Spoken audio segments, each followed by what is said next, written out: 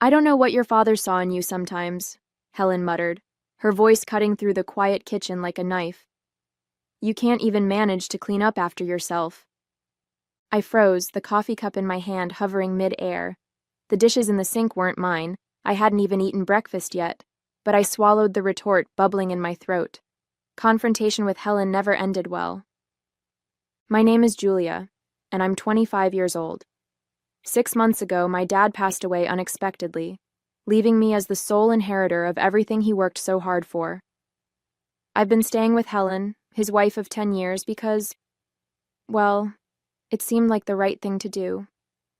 My dad adored her, and I wanted to keep some part of him alive. I'm an only child, and with my mom gone since I was 12, I thought we could grieve together. But Helen didn't want a grieving partner. She wanted control. At first, I chalked up her harsh comments to stress. Losing my dad had been hard on both of us. She had welcomed me into her home after the funeral, insisting it was what he would have wanted. But as the weeks turned into months, her true colors began to show. Little remarks about how I dressed, how I spent my time, even the books I read, became an almost daily occurrence.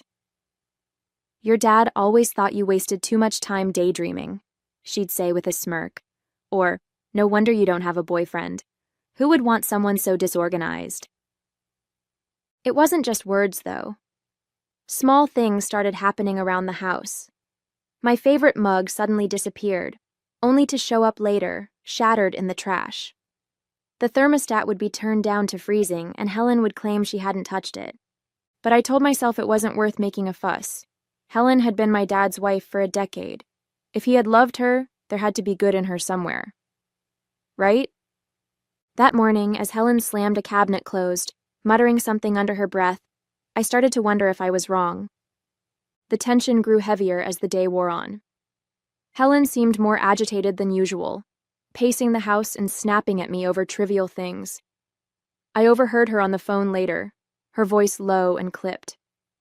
I told you, we'll talk when she's gone, she hissed, before slamming the door to her room. My chest tightened. Was she talking about me? I shook off the thought, telling myself I was imagining things, but the unease lingered, a small voice in the back of my mind whispering that something wasn't right. Growing up, I was always the quiet one. After my mom passed away, my dad and I became a team, just the two of us against the world. He worked long hours to make sure I never went without, and I did my best to make him proud.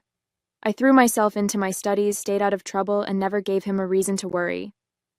When he met Helen, I was 15.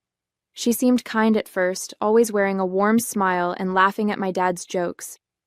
It wasn't easy seeing him with someone new, but I wanted him to be happy. She brought a lightness to his life that he hadn't had since losing my mom, and that was enough for me. But things changed once they got married. Helen moved into our home, and I started noticing her subtle jabs, always cloaked in sweetness.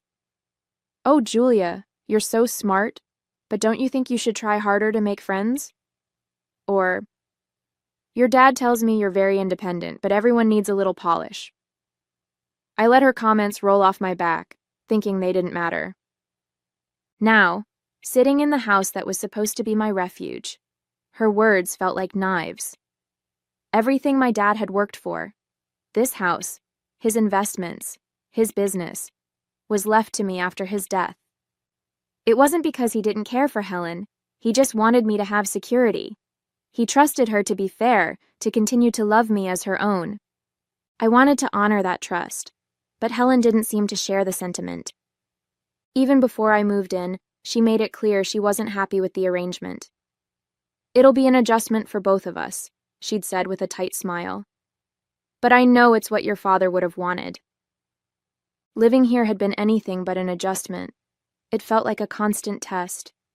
Helen controlled everything. The bills, the meals, even how the furniture was arranged. I offered to help, but my suggestions were always brushed aside.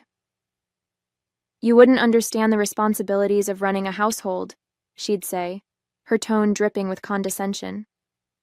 Still, I stayed, hoping things would get better. I told myself Helen was just grieving, that she was trying to cope in her own way. I ignored the late-night phone calls, the sharp remarks, the way she looked at me like I was a guest overstaying my welcome. But now, with my father gone, the family I had left seemed to be slipping further away. I was trying to hold on to the pieces, but it felt like Helen was intent on shattering them. The uneasy feeling from earlier returned. Helen's whispered phone call played in my mind like a broken record. "We'll talk when she's gone." Gone where? It started as a small suspicion, like a splinter lodged in my thoughts. Helen had always been sharp-tongued and controlling, but her recent behavior felt different, more deliberate, more sinister. The cryptic phone call I overheard earlier replayed in my mind as I sat at the dining table, pushing my dinner around my plate. "You're quiet tonight," Helen said, her voice unnervingly cheerful. She watched me closely, a smile that didn't reach her eyes plastered across her face. "Just tired," I mumbled, forcing a weak smile in return. Her gaze lingered for a moment longer before she turned her attention to her glass of wine. "Well, make sure you get plenty of rest. You've looked unwell lately." The comment hit me harder than it should have. She wasn't wrong. I had felt off these past few weeks. Fatigue, nausea, headaches. I had brushed it off as stress, but the timing nagged at me. The first symptoms had started not long after I moved in. That night, unable to shake the gnawing unease, I decided to check Helen's room. She had left for a late-night errand, so I had some time. I didn't like the idea of snooping, but something inside me screamed that I had to know. I started with her desk. Papers were neatly stacked, her handwriting meticulous. Bills, receipts, a few personal letters, nothing out of the ordinary. But then I noticed her laptop, left unlocked. Curiosity got the better of me. I opened her email and immediately felt my stomach drop. One email thread stood out, a conversation with someone named Paul. The subject line read, "Next steps." I clicked it, my hands trembling. Paul. She's still there? I thought you'd have handled this by now. Helen. I told you, these things take time. Stop rushing me. It has to be seamless. Paul. We don't have time for seamless. The clock's ticking. Do what needs to be done. My blood ran cold. I stared at the screen, my heart pounding in my chest. Who was Paul? What were they planning? I kept scrolling, my breath hitching with every new message.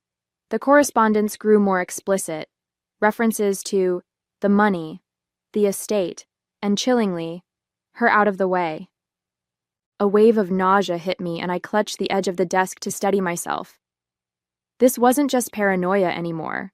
Helen and Paul were plotting against me. I shut the laptop and left her room, my mind racing. Every comment, every strange behavior suddenly clicked into place. Helen didn't just resent me, she wanted me gone. But I wasn't going anywhere. I went back to my room, locking the door behind me. As I stared at the faint glow of my phone, I knew what I had to do. Helen thought she was in control, but she underestimated me. This wasn't just her house. This was my life. And I was going to fight for it. The next morning, I woke up to the sound of clinking dishes downstairs. Helen was already up, humming an off-key tune as she moved around the kitchen. My stomach churned, not from hunger, but from the weight of what I'd uncovered the night before. I couldn't act impulsively. Whatever Helen and Paul were planning, they had already started putting it into motion. If I tipped my hand too soon, I might lose the chance to stop them. I sat on my bed scrolling through my phone. The emails I'd read were etched into my mind, but they weren't enough. I needed tangible proof, something undeniable to take to the authorities. Breakfast was tense. Helen served eggs and toast with her usual forced cheer. "You've got a busy day ahead, don't you?" she asked, watching me intently. I nodded, avoiding her gaze. My appetite was gone, but I forced myself to take a few bites. Helen seemed pleased, a small smile tugging at the corners of her mouth as she sipped her coffee. After breakfast, I made an excuse to leave the house. "I'm meeting Lila for coffee," I told Helen, grabbing my coat. Her expression faltered for a split second, her grip tightening on her mug. "Of course. Tell her I said hello." The moment I was out of the house, I called Lila. "Julia, what's wrong?" she asked immediately, sensing the panic in my voice. "I need to see you," I said, my voice trembling. "It's about Helen.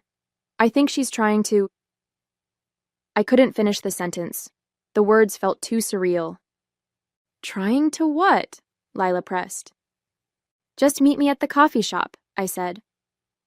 When I arrived, Lila was already waiting at a corner table, her brow furrowed with concern.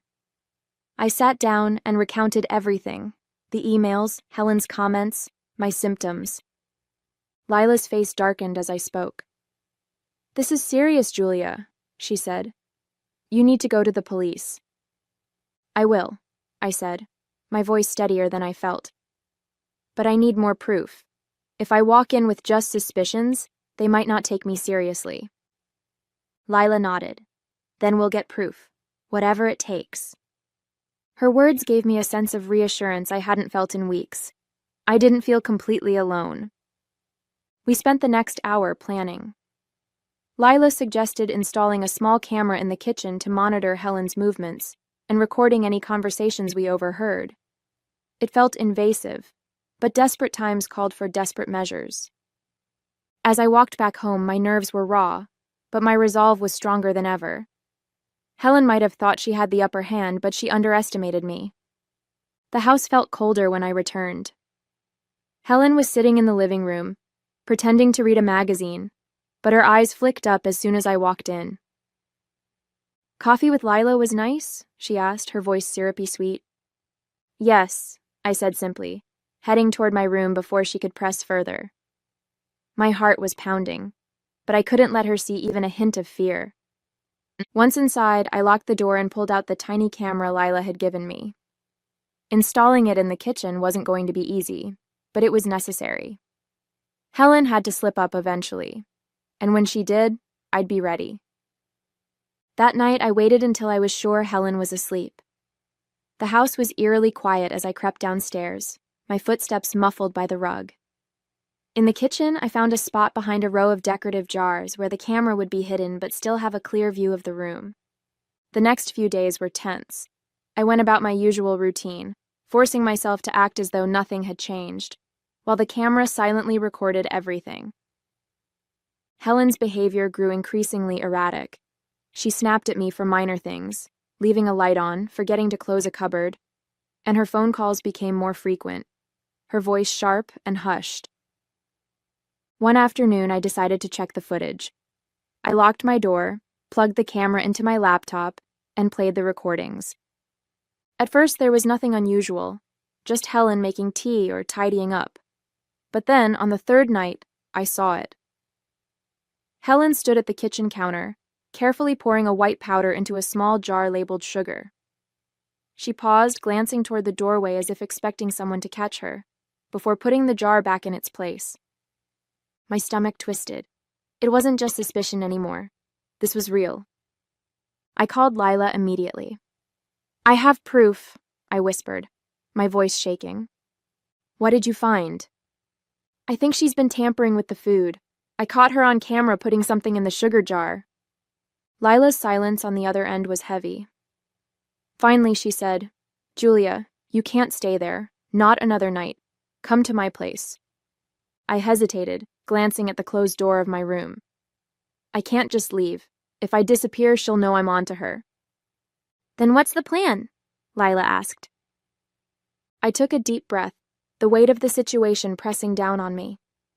"I'm going to gather everything I can, emails, recordings, everything, and then I'll go to the police, but I need more time." "Be careful," Lila said firmly. "Promise me." "I will," I said, though the knot in my stomach told me this was far from over. The next morning, I woke up to find Helen in an unusually good mood. She was humming to herself in the kitchen, the same tune I'd heard the day before, and even offered me breakfast with a smile. "You've been looking so tired lately," she said, placing a plate of scrambled eggs in front of me. "I made this just for you. You need your strength." The smell of the food turned my stomach. I glanced at the sugar jar on the counter, then back at the plate. My pulse quickened, but I kept my face neutral. "Thanks," I muttered, forcing a small smile. I pretended to take a bite, carefully shoving the eggs around the plate while Helen watched me from the corner of her eye. As soon as she left the room, I grabbed a plastic bag from the pantry and scraped the eggs into it. Whatever she'd done, I wasn't going to risk it. I tucked the bag into my purse, planning to have it tested later. That afternoon, I reviewed the footage again. This time, I found something even more chilling. Helen was on the phone with Paul, pacing the kitchen as she spoke. "She's still here," Helen hissed, her voice sharp with frustration. "I've done everything I can to make her uncomfortable, but she won't leave." Paul's voice was faint but clear. "Then you need to stop wasting time. The lawyer can't hold off forever, and the longer she's alive, the more complicated this gets." My breath caught. The longer she's alive. It was no longer a question of if Helen was trying to harm me. It was a question of when. I spent the rest of the day gathering every piece of evidence I could. The video footage, the emails, and now the tampered food, all of it pointed to a clear and deliberate plan to get rid of me. That evening, I called Lila again. "I have enough," I said, my voice trembling. "I'm going to the police tomorrow." "Good," she said firmly. "And you're staying with me tonight. No arguments." I agreed, packing a small bag with essentials and the evidence I had collected. I told Helen I was heading to Lila's for a girls' night, masking my unease with casual indifference. She didn't question it, her focus seemingly elsewhere. But as I left the house, her parting words sent a shiver down my spine. "Enjoy your night, Julia," she said, her tone light but her eyes cold. "You never know when it might be your last." That night at Lila's felt like the first breath of fresh air in weeks. Her cozy apartment, filled with the smell of lavender and the sound of soft music, was a stark contrast to Helen's tense, cold house.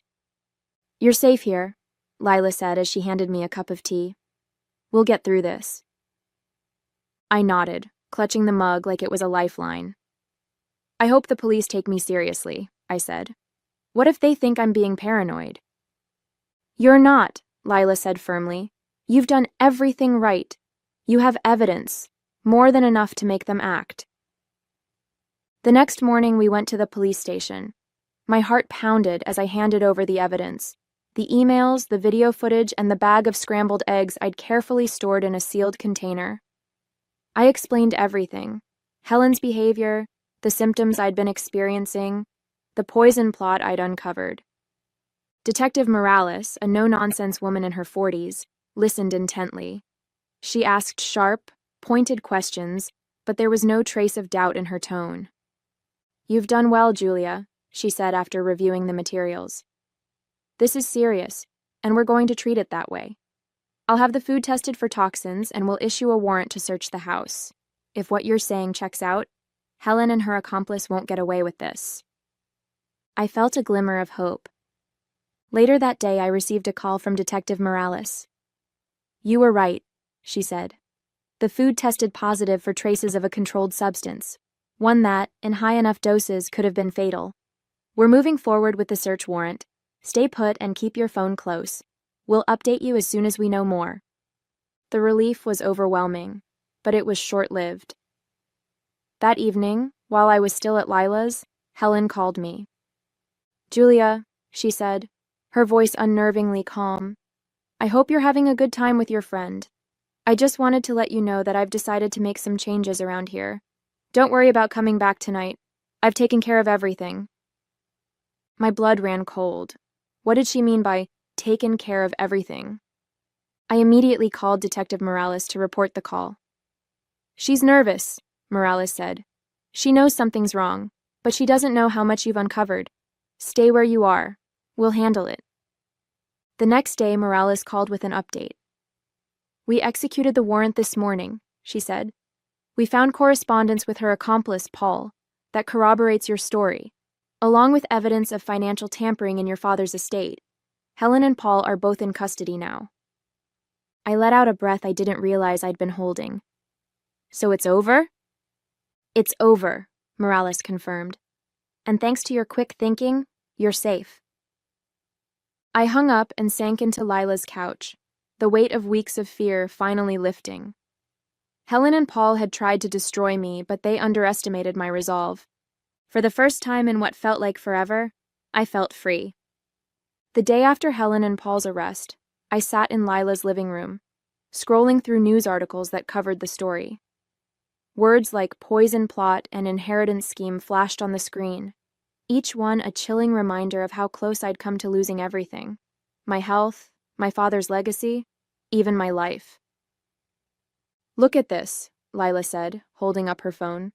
She had found a local news piece featuring a photo of Helen being escorted into the police station, her expression a mix of anger and defeat. "It's surreal," I admitted, setting my phone down. "I lived with her. I trusted her, even when the cracks started showing." "And she betrayed that trust in the worst way," Lila said, her voice firm. "But you fought back, Julia. You didn't let her win." I wanted to believe her, but part of me still felt the weight of everything I had lost. Not just my father, but also the illusion of family Helen had created. The woman my dad had loved and trusted had been a stranger all along. Later that afternoon, Detective Morales called with another update. "Julia, I thought you'd want to know," she said. "Paul has confessed. He admitted to orchestrating the entire scheme, from the poison to the forged financial documents. Helen's role was significant, but he was the one pulling the strings." "Does that mean she'll try to shift the blame onto him?" I asked. "It's possible," Morales said. "But with the evidence we've collected, they'll both face serious charges. You'll need to testify during the trial, but I don't see them walking away from this." I thanked her and hung up, feeling a strange mix of relief and exhaustion. Over the next few weeks, I began rebuilding my life. It wasn't easy.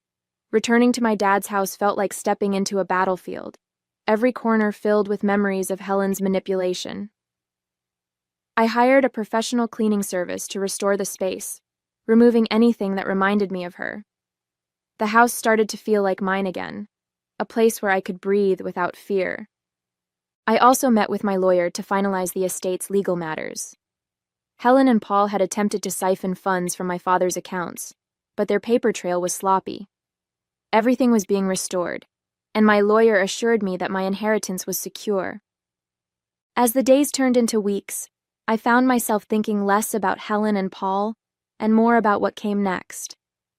For so long, my life had revolved around surviving their schemes.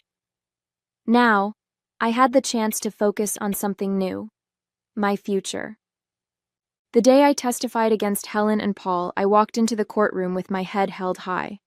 It wasn't easy to face them again, Helen with her icy glare and Paul with his smug indifference, but I refused to let their presence shake me. The prosecutor guided me through my testimony, and I recounted everything: the emails, the footage, the poisoned food. With every word, I felt stronger, like I was reclaiming the power they had tried to steal from me. Helen avoided my gaze, but Paul smirked as I spoke, as though none of this mattered to him. Yet when the prosecutor laid out the evidence, even his confidence began to crumble. When it was over, I stepped out of the courtroom and into the crisp afternoon air. I felt light, as though the weight of their betrayal had finally lifted. Detective Morales approached me, a small smile on her face. "You did well, Julia. They'll be held accountable for what they did." I nodded, letting her words sink in. Justice wasn't just about punishment. It was about closure, about knowing I'd done everything I could to protect myself and honor my father's legacy. As I walked away from the courthouse, I knew I'd never let anyone take advantage of me again.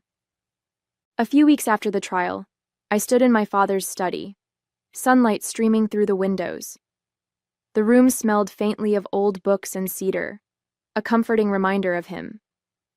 On the desk sat a framed photo of the two of us from my college graduation. I picked it up, running my fingers along the edge of the frame. "I did it, Dad," I whispered. "They're gone. They can't hurt us anymore." The house felt different now, lighter, safer. It wasn't just bricks and mortar anymore. It was mine. I felt at peace. I decided to honor my dad's memory by putting the house to good use. I reached out to local charities, offering to host small fundraisers and events in his name. He had always believed in giving back, and this felt like a way to keep his spirit alive. One evening, as I stood on the back porch watching the sunset, Lila joined me with 2 glasses of wine. "To new beginnings," she said, raising her glass. "To freedom," I replied, clinking mine against hers. As the sky faded into shades of orange and pink, I realized something profound. Helen and Paul had tried to break me, but in the process, they had only made me stronger. My future was mine to build, and I intended to make it count.